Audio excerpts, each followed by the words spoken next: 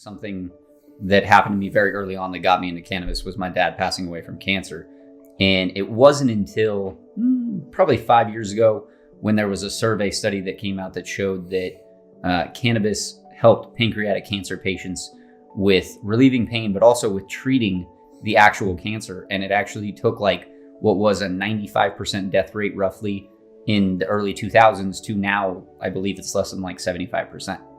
And that's just from using things like RSO, Rick Simpson hemp oil is what they call it, THC products. So, you know, for me, I am grateful, one, to be in an industry that allows me to give back to the community and to people, that something that I kind of still hold very close, which was taken from me. But also because it has given me an entirely different perspective on not just life, but business, understanding of other people, perspective, and more importantly, context. Like, I think very few people really take the time to understand what other people are thinking or saying or doing, or why they're doing those things. And you look at cannabis and it's just this very misunderstood thing, mostly because of propaganda, let's be honest. Yes. You know, we can go into that for hours and hours, but I believe cannabis is something that's absolutely needed. I think we're turning the corner of people's understanding of cannabis and why it's necessary. I think just the other day they said that for the first time in history, there are more people, not history, but our known history, using cannabis than are drinking alcohol. That purchasing power for cannabis actually finally beat alcohol. So these are all things that, you know, I questioned whether I would see very quickly, but it's all happening a lot faster. And, you know, I've been growing since I was 17. So for the last almost 18 years, and things have only gotten more chaotic. Things have only gotten crazier. I think there's this notion that, you know, legalization has helped make things better. And we can talk on that plenty, but I'm grateful it's legal. I'm grateful we're going in the direction of being more widely known and used, but I think we still have a long way to go. Right. What do you think are some of the biggest myths right now around cannabis? One, that it's a gateway drug. Okay. I think from my perspective, anything can be considered a gateway drug or a gateway into doing something else. Sure. Two, that it's this crazy, insane money-making business that you just step into it and you make millions and millions of dollars.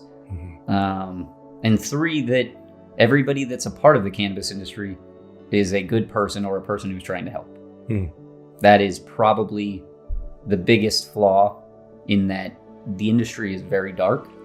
It is very cutthroat, probably the most cutthroat industry I've seen, maybe aside from tech. And because of it still being in this gray, black, white blob of crap, you have all kinds of people, from really, really good people to really, really nefarious people. I bet. And such is the world, right? It is a microcosm of the world, for sure. Yes, man. I mean, and that's one of the things that I really wanted to kind of bring to light here, and why we wanted to have you on this podcast, because you are a heart leader and you bring so much love, compassion, care, trust. And so one of the things I've always admired about you is you're willing to go into the darkness. You're willing to have that internal strength that many people tend to shy away from, because it's hard. It's not easy. And so, but you really, there's a lot of internal pride since we were in high school, man. I've seen that you're just willing to step in and do what others won't, so you can kind of light the way. And so I just thank you for that, man. I have a ton of gratitude for people like that who are willing to do that. I appreciate you saying that. It's not something. It's interesting because I don't think it's something that I had growing up. And then right around the time that my life kind of took that 180, for whatever reason, I couldn't tell you where it came from, gift from God, whatever it may be. It's something internally, just kind of like a light switch. And it's wild because I've now been a part of, I'm on my 7th cannabis startup, and all 6 have, you know, I started them up, I got bought out, or I left, or I went on to something else. And all 6 are still operating or still doing their own thing. it doesn't necessarily get any easier, but it does become more fun. Like every time I do it, I think that, okay, this is the last time I'm going to do it. No matter how good or bad I do, this is the last time I'm going to do it. This is too much stress, this, that. And then I get to the finish line and it's like, okay, I guess I want to do it one more time. It's something has changed inside of me in the sense that I don't see the darkness anymore. I actually have frustratingly gotten more faith in humanity and tend to give people more of the benefit of the doubt than less. And now I'm at this point in my life where it is, from my perspective, one giant adventure. And so, you know, to go into detail, we just had a management contract cut short on a grow that we were operating in Scottsdale. And in a matter of weeks, I had to figure out something for my whole team, products, plants, you name it. And so we're already in the process now of buying a new grow up north. And we took the drive last night for the second time to go deliver plants. And it hit me yet again as I was driving back, driving this big rig truck that I've never done before. And it's raining and we're going downhill. And I've got one more truck behind me. And I've got all the guys that are already down ahead of me. I'm just like, is this what my life is? Like one big rolling adventure from one cannabis venture to the next and all the crazy shit that happens in between. And it's like, yeah, isn't that what life is supposed to be, is one roller coaster? So, you know, to go back to, I am very grateful that I get to do this.